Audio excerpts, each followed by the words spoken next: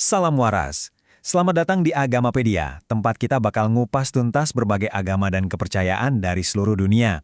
Nah, hari ini kita bakal ngobrolin soal satu kelompok yang, unik banget deh, dari Jepang. Sebuah gerakan yang nyampurin agama, politik, dan bahkan anime. Oke, kita mulai dari sebuah misteri di tahun 2017. Ada seorang aktris muda, namanya Fumika Shimizu, yang karirnya lagi naik daun banget. Tiba-tiba, entah ada angin apa, dia ngumumin pensiun. Bukan buat pindah agensi atau apa, tapi buat ngabdiin seluruh hidupnya ke sebuah kelompok religius. Coba bayangin deh, hebohnya kayak apa industri hiburan Jepang waktu itu. Terus ada potongan misteri kedua nih, kali ini dari panggung politik. Ada sebuah partai politik kecil dari Jepang, yang mungkin kita aja nggak pernah dengar namanya. Tapi kok ya bisa jadi pembicara rutin di CPAC. Itu loh, konferensi politik konservatif terbesar di Amerika. Mereka bisa satu panggung sama politisi-politisi kelas kakap AS. Aneh kan? Gimana ceritanya coba? Dan potongan puzzle terakhir, ini datang dari dunia yang kita semua suka. Anime. Ada sebuah studio animasi yang produktif banget, udah ngerilis banyak film layar lebar, bahkan ada yang dapat penghargaan. Tapi, film-film ini bukan anime biasa. Mereka punya pesan, punya agenda, dan pandangan dunia yang, spesifik banget. Jadi, apa sih benang merah yang nyambungin seorang aktris yang pensiun mendadak, partai politik misterius, sama film-film anime ini? Jawabannya cuma satu, Happy Science.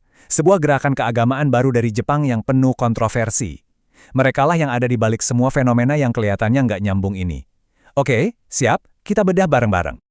Nah, buat ngerti Happy Science, kita harus kenalan dulu sama otaknya, sang pendiri.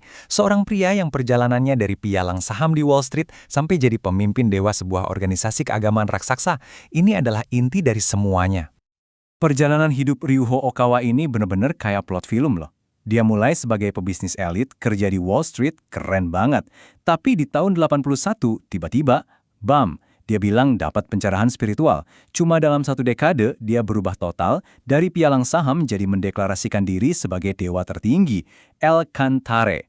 Dari situ, ambisinya makin liar, masuk ke politik, sampai akhirnya dia meninggal mendadak di tahun 2023. Dan ini ninggalin satu pertanyaan besar. Apa yang terjadi sama sebuah agama kalau Tuhannya meninggal? Biar kita benar-benar paham seberapa luas jangkauan Happy Science, kita mesti nyelam ke sistem kepercayaan mereka yang, jujur aja, unik dan rumit banget. Ini bukan ajaran agama yang biasa kita dengar, sama sekali bukan. Jadi gini intinya, pusat kepercayaan Happy Science itu dewa namanya El Cantare. Menurut mereka, dia ini dewa tertinggi di bumi yang asalnya dari Venus jutaan tahun yang lalu. Dan yang paling penting, mereka percaya kalau El Cantare ini udah berkali-kali lahir kembali jadi manusia di bumi. Dan Ryuho Okawa adalah wujud terbarunya. Ini yang bikin posisi Okawa bukan cuma pemimpin tapi jadi sosok yang disembah. Dan kalau kita lihat ajaran dasarnya, sekilas Happy Science ini positif banget loh. Mereka punya yang namanya jalan 4 kali lipat buat mencapai kebahagiaan, cinta, kebijaksanaan, refleksi diri, dan kemajuan. Kedengarannya bagus banget kan? Nah, inilah wajah yang mereka tunjukin ke publik, yang bikin banyak orang tertarik. Tapi, apa benar cuma itu aja isinya? Nah, ini dia. Kalau kita gali lebih dalam lagi, di balik ajaran cinta dan kemajuan itu, ada sisi lain dari Happy Science yang jauh lebih aneh dan kontradiktif. Salah satu praktik mereka yang paling terkenal itu pemanggilan arwah. Dan bukan arwah sembarangan, Okawa ngaku bisa manggil arwah tokoh-tokoh dunia, kayak Margaret Thatcher. Dan seperti yang bisa kita lihat di kutipan ini, pesannya itu ngagetin banget, nyuruh Jepang buat perang. Jauh banget kan dari citra damai yang mereka bangun? Oke, sekarang kita geser buat lihat gimana kepercayaan-kepercayaan ini diwujudkan di dunia nyata. Karena ini bukan cuma soal keyakinan pribadi loh, Happy Science udah berhasil ngebangun kerajaan media, partai politik, dan pastinya menuai banyak banget kontroversi. Jadi, seberapa besar sih kelompok ini sebenarnya? Nah, disinilah ceritanya jadi burem banget. Secara resmi, Happy Science ngeklaim punya 11 juta pengikut. Angka yang gede banget. Tapi, dengerin ini, orang-orang terdekat Okawa, yaitu mantan istri dan putranya sendiri, bilang jumlah aslinya itu mungkin cuma puluhan ribu. Jomplang banget kan? Ini bukan cuma soal angka, tapi soal kredibilitas dan seberapa besar pengaruh nyata mereka. Dan kontradiksi ini makin kelihatan jelas kalau kita bandingin ajaran agama mereka sama platform politiknya. Di satu sisi, mereka ngomongin cinta universal, perdamaian, tapi lihat deh platform politik mereka. Pengen Jepang punya senjata nuklir lagi, nyangkal kejahatan perang di masa lalu, dan sikapnya konfrontatif banget sama negara tetangga.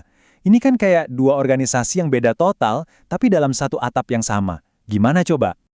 Mungkin kritik paling tajam itu justru datang dari dalam. Dari keluarga Okawa sendiri, anaknya, Hiroshi, yang tadinya disiapin jadi penerus, sekarang udah keluar dan jadi salah satu kritikus paling vokal. Kutipan ini, di mana dia bilang semua yang dilakuin ayahnya itu omong kosong belaka, wah, itu nunjukin banget perpecahan internal di dalam gerakan ini. Oke, kita sekarang sampai di babak terbaru, dan mungkin yang paling menentukan dalam sejarah Happy Science, apa yang terjadi setelah sosok sentral mereka tiada. Lalu pada bulan Maret 2023, Ryuho Okawa, sang Elkantare, meninggal dunia. Tiba-tiba, dewa mereka nggak ada. Ini menciptakan kekosongan kekuasaan yang luar biasa di puncak organisasi. Pertanyaannya jadi fundamental banget. Apa sebuah agama bisa bertahan kalau dewanya mati? Siapa yang bakal gantiin? Dan apa Happy Science bisa terus jalan tanpa figur sentralnya? Pada akhirnya, cerita Happy Science ini ninggalin kita sama satu pertanyaan yang lebih dalam. Ketika sebuah keyakinan itu nggak cuma jadi urusan pribadi, tapi juga berhasil ngebangun partai politik, studio film, dan jaringan media raksasa, di mana kita harus nari garis batas antara iman yang tulus dan ambisi buat dapetin pengaruh di dunia nyata. Terima kasih sudah menyaksikan sampai selesai, sampai jumpa di pembahasan menarik lainnya.